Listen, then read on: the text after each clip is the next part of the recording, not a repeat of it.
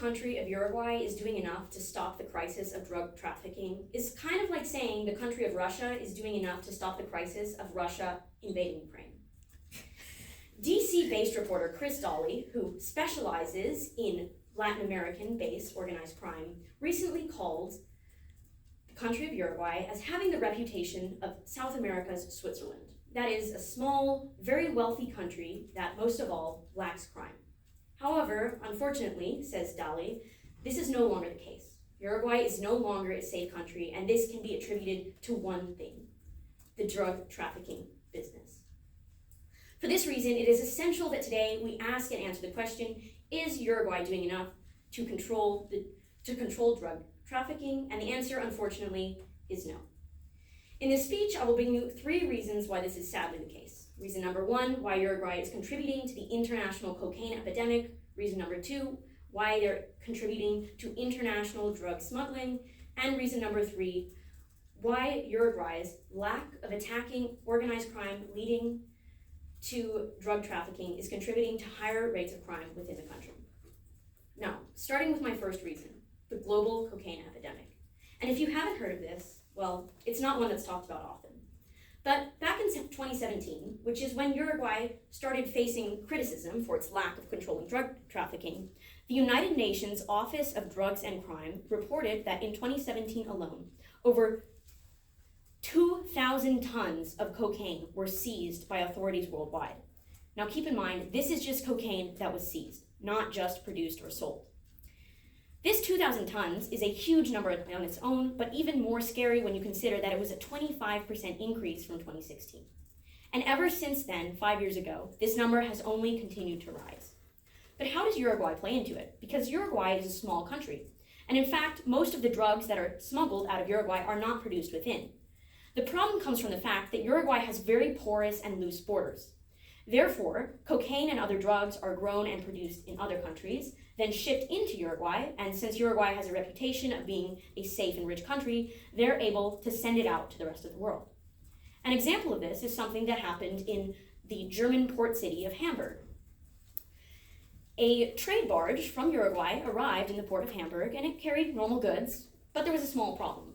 When customs officers boarded the boat, they found a small discrepancy, which was 4.5 tons of cocaine. To put that into perspective, that's $1 billion worth of cocaine that completely escaped all the customs control of Uruguay and almost made it into Germany. And in fact, the case of European cocaine going to Germany actually has happened more than once. It's quite a common occurrence, and the cocaine is often stashed in rice. So if you find yourself on a visit to Germany and ordering rice, you might want to ask the chef what kind of seasoning they used. Moving on to my second reason, which is, of course, the rise of international drug smuggling, which goes beyond what I just said. In fact, German news source DW said that Uruguay is now in the spotlight of the international drug trade. This can be backed up by advisors in Uruguay itself. In fact, Uruguayan security advisor Robert Parado recently said that Uruguay is not doing enough to combat the drug smuggling trade, and unfortunately, the government has ignored it. Now, to be clear, corruption in Uruguay is actually relatively low. This is not an issue of the government contributing to the trade or supporting it, rather it is one of ignorance. Because unfortunately, the cocaine trade and the trade of other drugs is what has helped make Uruguay so rich, and therefore the politicians are sadly not doing enough to stop it. In fact, there is no specialized task force in Uruguay that specifically focuses on stopping international drug smuggling, something that sets it apart from many other nations in South America that struggle with similar issues.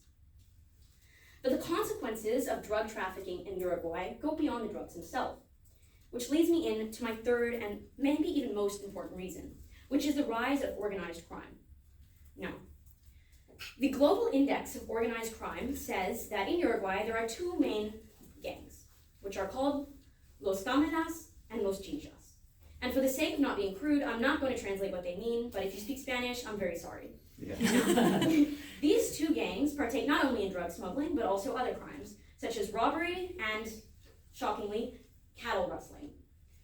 But it's not just all stealing cows and selling drugs for these 2 gangs. In fact, the Global Index of Organized Crime reports that they also partake in violent crimes, extortion, and attacks against the government, which could lead in the future to corruption. Even though I said that right now the Uruguayan government is ignoring the problem but not contributing to it, in the future this could change as these gangs continue to grow in power and relevance.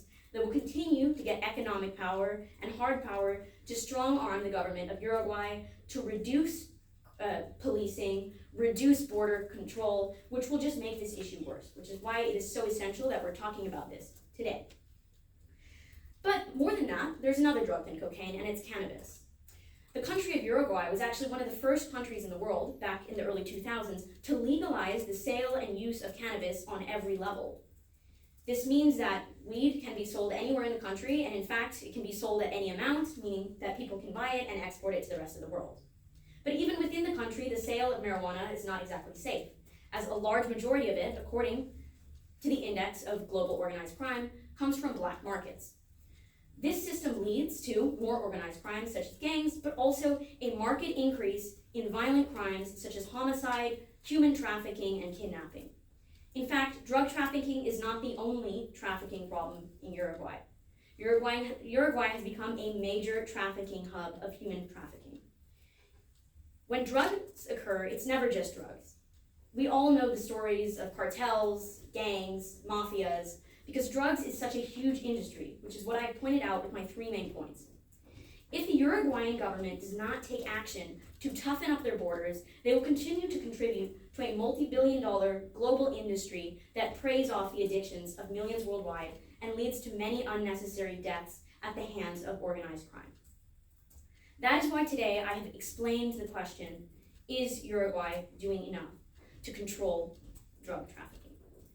Unfortunately, the answer is no. And though Uruguay is a beautiful country with great culture, all of this is at risk if the government and the rest of the world does not take action to stop the crisis of drug trafficking.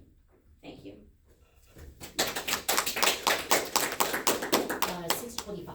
Okay, thank you. And I don't think there's another speaker that I have to send in. No, yeah, you're the last one. Okay. Yeah, yeah. Thank you so much.